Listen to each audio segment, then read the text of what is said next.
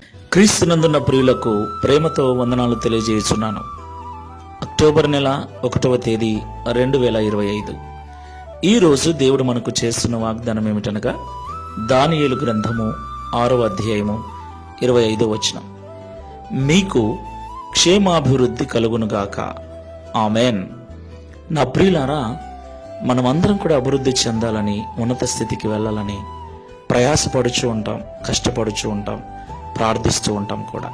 మన కష్టము, మన ప్రయాస మనల్ని ఉన్నత స్థితికి తీసుకెళ్తుంది, అందులో సందేహం లేదు. అయితే మన ప్రయాస ద్వారా, కష్టము ద్వారా వచ్చే అభివృద్ధిలో క్షేమము చాలా తక్కువగా ఉంటుంది. ఎన్నిటినో కోల్పోవలసి వస్తుంది, ఎన్నింటినో త్యాగం చేయవలసి వస్తుంది. అయితే దేవుడు ఏమంటున్నాడంటే, మీకు క్షేమాభివృద్ధి కలుగునుగాక అని. దేవునికి మహిమ కలుగునుగాక.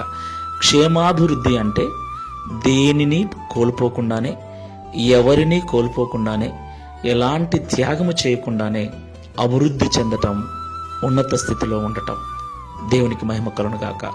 ఆలోచించండి, నేను ఈ స్థితికి రావటానికి ఎన్నిటినో కోల్పోయాను, ఎన్నిటినో త్యాగం చేశానని చెప్పే సాక్ష్యం ఎలా ఉంటుంది? నేను ఏమి కోల్పోకుండానే, ఎవరిని దూరం చేసుకోకుండానే, ఎలాంటి నష్టము కలగకుండానే ఇంత అభివృద్ధి చెందానని చెప్పే సాక్ష్యం ఎలా ఉంటుంది? దేవునికి మహిమ కలుగునుగాక. ఆ తేడాన్ని మీరు గమనించండి. అయితే మనం సాధారణంగా మొదటి రకం సాక్ష్యాలనే వింటుంటాం, రెండవ రకమైన సాక్ష్యాలు చాలా అరుదుగా వింటుంటాం. దేవుడు రెండవ రకమైన సాక్ష్యం అనగా ఏమి కోల్పోకుండానే దేవుడు నాకు క్షేమాభివృద్ధిని కలగజేశాడని మనం సాక్ష్యం చెప్పాలి. అలాంటి సాక్ష్యం చెప్పాలంటే క్షేమాభివృద్ధి మనం చెందాలి.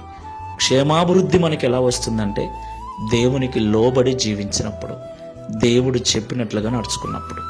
ప్రియులారా, దేవుడు చెప్పినట్లుగా జీవిస్తే, దేవునికి నచ్చినట్లుగా నడుచుకుంటే సమస్తాన్ని కోల్పోవలసి వస్తుంది. చాలామంది భక్తుల జీవితాలు అలాగే ఉన్నాయి అని మనం చదువుతూ ఉంటాం. అయితే మీరు చివరికి చూడండి, కోల్పోయినవన్నీ వారి చుట్టూనే, వారి కాళ్ళ యొద్దకు, వారి చెంతకు చేరినట్లుగా మనం చూస్తాం. అది క్షేమాభివృద్ధి. అలాంటి క్షేమాభివృద్ధి మనము దేవుని ద్వారా పొందుకున్నట్లు దేవునికి లోబడి జీవిద్దాం. ప్రార్థన చేసుకుందాం. ప్రేమగల తండ్రి, పరిశుద్ధుడా, జీవముగల ప్రభువా, మీకు స్తోత్రాలు. ఇంతవరకు మాతో మాట్లాడిన ప్రతి మాటను బట్టి వందనాలు చెల్లిస్తున్నాం. నిజమే తండ్రి, మేము అభివృద్ధి చెందాలని, ఉన్నత స్థితికి వెళ్ళాలని కోరుకుంటున్నాం, ప్రయాసపడుచు ఉన్నాం.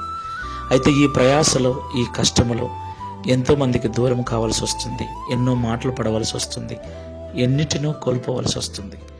చివరికి ఒకరోజు అభివృద్ధి చెందిన వారి సాక్ష్యాలు వింటుంటే ఏడుపు వస్తుంది, ఎంతో వేదన, బాధ అవుతుంది. అది క్షేమకరమైన ఆశీర్వాదము, అభివృద్ధి కాదని మాతో మీరు సూటిగా మాట్లాడారు.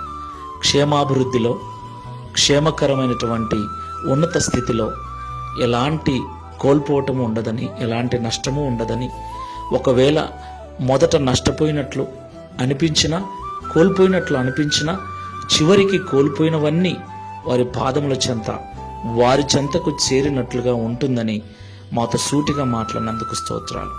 ఈ ప్రార్థనలో ఏకీభవిస్తున్న మేమందరం అలాంటి క్షేమాభివృద్ధికరమైన ఆశీర్వాదం పొందుకున్నట్లుగా సహాయం చేయమని, గడిచిన సెప్టెంబర్ మాసమంతా కాపాడిన మీ కృపను ఈ అక్టోబర్ మాసమంతా కూడా తోడుగా ఉంచి కాపాడి క్షేమాభివృద్ధిని మాకందరికీ అనుగ్రహించమని యేసు నామములో ప్రార్థిస్తున్నాము తండ్రి.